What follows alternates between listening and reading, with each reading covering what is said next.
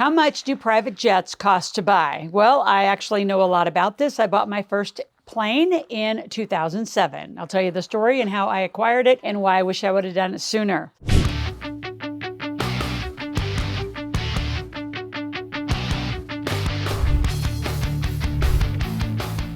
So we're going to talk about three things that are very critical. And so do not click off this video because you have the assumption that A, I don't need one, or B, I can't afford it. You'll be shocked what I have to tell you. So let's talk about the true cost. Like, what does it really cost to own a plane? We're going to break that down from a very different perspective. Number two, what are the benefits? They seem obvious, but I'm going to deepen them because I have lived that life for a very long time. And once you go private, you can go back to maybe first class, but I'll tell you, airports are not your friend. And then the misconceptions about chartering, the use of the plane, and other revenue sources around the plane. I think a lot of people think that that's just easy. Similar to boats, there's actually an entire business and a network that you have to get into. So we'll talk about that. So get a pen and paper. Might be just curious for you at this moment. I'd like you to set a date. If not to buy a plane, at least go on your first private plane ride and just see what you are missing.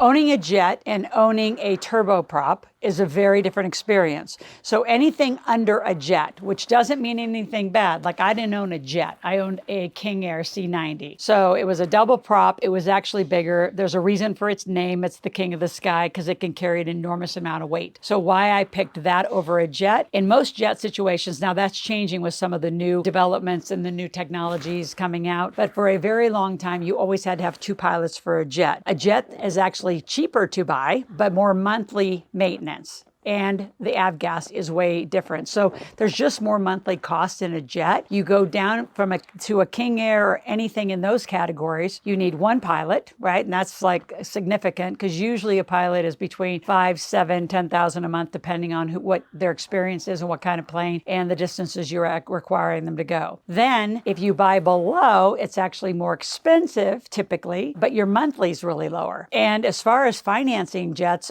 shocking. You can get great finance interest rates. In the aviation world, you typically have to put about a third down when you buy a brand new plane. It's what I did. And then I financed to the rest of it. So mine was a $3 million aircraft. I put $1 million down, financed $2 million for the next 15, 17 years that I had it. And you pay a monthly to maintain it, the gas, the usage, landing fees, all of that. So it's usually between 40 and 50,000. Those are King Air expenses for those of you who are curious about it. If I had to do it over, I'd like a King Air. My son loves aviation, so we'll negotiate where we're really going to end up again, but we will have one again soon. And thank God I got rid of it because I'll talk about the chartering problems and challenges at the end of the video. The other benefit financially to owning private aviation is the tax benefits. They are extraordinary. So the top three big deductions in the investment category, because you want to think of your plane as an asset, as an investment, is gas and oil is the top deduction, aviation, real estate, mineral rights, water rights, those kind of rights. So those are your big investments that if you needed to take down your taxes and actually do great depreciation schedules, those are the assets that typically people that are wealthier buy. If you didn't know those, it's critical. Those of you that are high income earners, those are things you need to start looking at. Now, what are the benefits? Obvious. Convenience, convenience, convenience. There's no more TSA lines. There's no more clear lines. There's no more checking into airports and traffic or any of that. You just rock right up in your vehicle right next to the plane. You load the plane. Your pilot does all the checks, books the flight plan, and away you go. You land in international countries. You actually customs board your plane. You get off the plane, maybe walk into the customs building, and you are through security in customs in a minute. So convenience at all times. Now, I'm going to speak to a lot of you women. You don't value your time. And until you start really putting a dollar value to your time and your hours and what it's really worth, you don't see the value. You'd rather sit in 2 hours of airports, get lost in airports, get rerouted in airports versus be in control of your schedule, your time, which means money. So until you really can reconcile that, most of you probably won't do the spend. Now, I have all sorts of people in the aviation world could help broker a plane, get you a plane, help you experience a plane. So if you want to talk about it and strategize how we could help you be strategic and not only making the money, but do an investment, book on the link below with our strategy session for our team. We'll help look at what the problem is, solution. If we can't help you, because it's a very specific aviation question,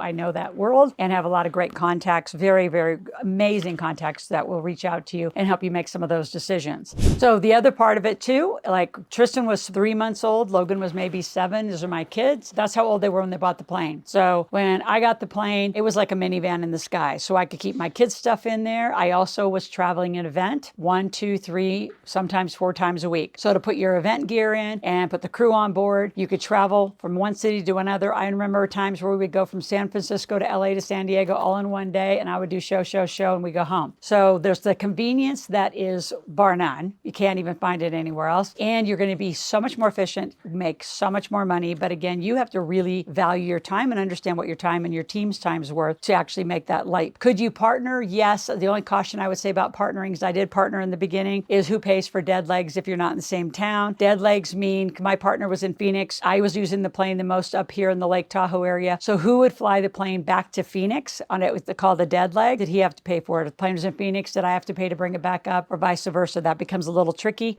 Now let's talk about the last before I do that though, which is the pitfalls and challenges. I want you to subscribe to my channel. I talk about anything business, money, finance, you name it, we got it, and it's family friendly. When you subscribe, I want you to click the notification button. I want you here 5 days a week, and I want your 5-year-olds and older here. Can you imagine your kids trying to prompt you as a family to go out and buy a plane? And some of you just might take advantage of it, and some of you might become aviation brokers. And I have clients that actually own G5 jets, and they fly over the world in different situations. So think about it. You never know. The pitfalls are the dead legs and chartering. So there's another certification your plane has to get. There's more regulation around what you can do. You can actually let your friends and family use it upon your, written or obviously, your known request. But you have insurance. I shouldn't say issues. These are just considerations that you have to look at. And somebody has to market it. So you're going to have to find a broker, somebody who's going to market your plane when you're down. So for me, I only put mine on a charter for a very short time because frankly, I was using it so much.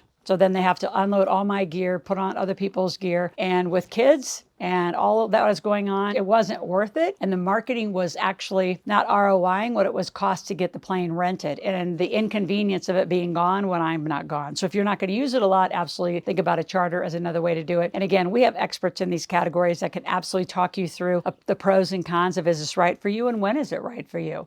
There are, as you know, a lot of plane share programs. So just be very careful. Most of them are an expense to the company. There's no depreciation or really tax benefit to it. So just know that if they're going to get into those membership programs, it's just straight out cash cost. There are some that actually do fractional ownership where you're buying into the plane, so you do get the tax benefits. If you can get that, I would take that above just spending the money. Either way, it's 100% tax deduction to your company and a massive tax write-off.